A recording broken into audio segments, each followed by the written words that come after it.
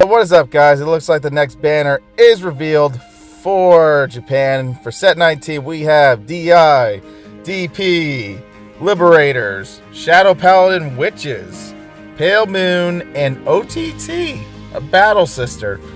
But before we conclude this video and this announcement, we're going to go over the TCG cover cards and see what might get changed in the near future. Without further ado, let's get started. So first things first, the new Legion for DI is an Amon leader. And actually, it becomes a 21k Legion. It's not a 2000k. So if this unit is Legion, this unit gets +1 crit for every 10 card in your soul.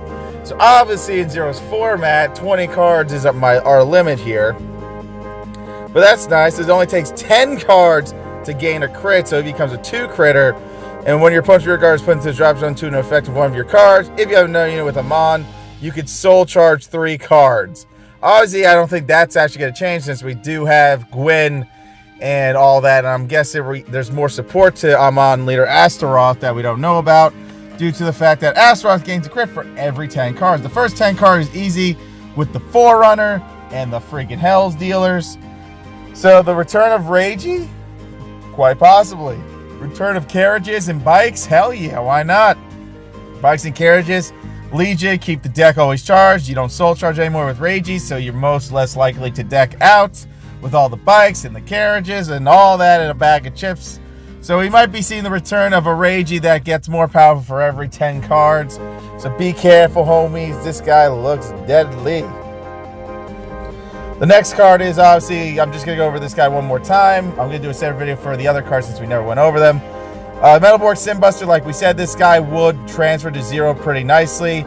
The 30,000 power, he's going to be able to keep due to a booster. So your opponent, so this becomes a glory effect, but without a crit, which isn't too bad. So obviously when you break ride Kaiser, then you're adding some more oomph pressure to 2 PGs and a G3 when you perform a break ride with this card.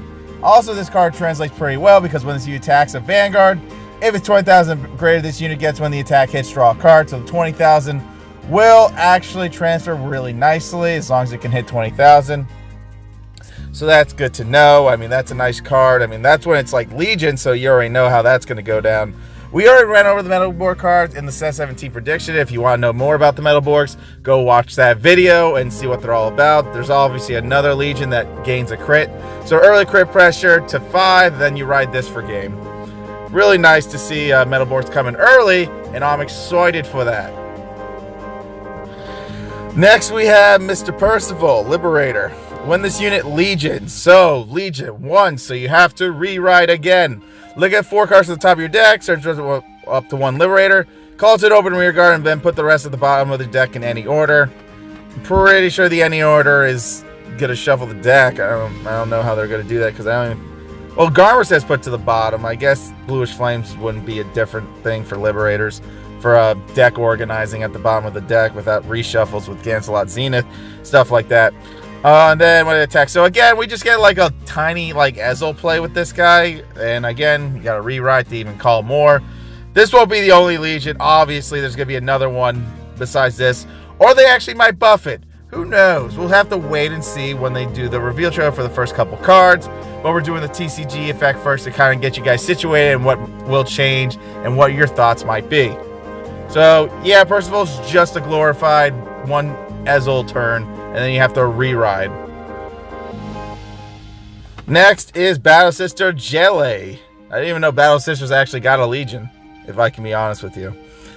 Counterblast 3. If this unit is Legion, you can draw a card for each unit with Battle Sister and its card name in your middle column.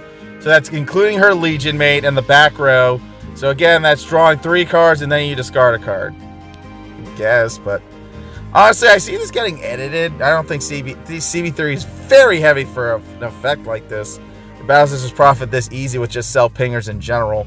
So obviously they're going to have to edit Jelle, because if they don't, this makes no sense. This effect is like almost pointless. So I'm hoping they actually edit Jelle perfectly. Think about OTT and Legion. Recycling your Silent Tom. So the fact that OTT is now getting a recycler, that just makes Tom more scary at the end of the day, because that just means we're recycling Tom. And that's something we did not need in this game. Anyways, next. is the Pale Moon on the cover, Miss Cracking Beast Tamra. You CB2 when this unit Legion, so once per turn, you got to reride. You may pay the cost. If you do, soul charge 2, choose up to 3 cards from your soul and call them. Sure, so early call plays. This would actually just go better with Dreamy, I guess, since you can legit just charge Dreamy the natural way. Which one of your units, and when a unit is placed from your soul, this unit gains power, so they might change the 3,000 to 5. Something around those lines. Or no, they'll do it like they did Liquor, because I think Liquor was 3,000 a call, and then Reverse was like 5,000 a call. Something around those lines. Anyways, yeah, Cracking Beast Tamer, yeah, definitely going to need some upgrades for, Zero's format at the end of the day. Not the best, but we'll have to wait and see how they play out. We'll see what they even reveal tonight. But yeah, we're just going over the TCG cards before we break down a couple more of these cards, and then before even the set drop in general. So there's your Pale Moon Legion. Very, very underwhelming for Zero's format.